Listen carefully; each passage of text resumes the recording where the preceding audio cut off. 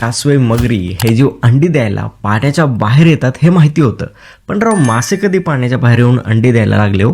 आता हा splash tetra नावाचा मासाच बघा ना, आपल्या अंड्यांचं पाण्यातल्या शिकाऱ्यांपासून संरक्षण व्हावं म्हणून या माशाची मादी नराच्या मदतीने पाण्यापासून जवळ असणाऱ्या पानावर पाण्यातनंच झेप घेऊन त्यावर 10 सेकंद चिकटून राहून साधारण डझनभर अंडी एका वेळेस घालते. आता हा प्रकार 201 अंडी घालेपर्यंत चालतो बरं का.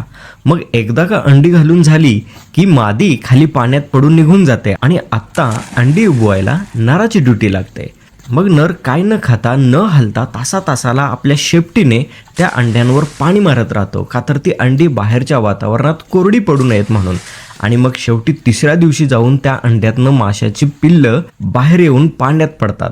तर मित्रांनो, अशाच भन्नाट आणि माहितीपूर्ण व्हिडिओसाठी सबस्क्राईब करा विषय खोल पृथ्वी गोल.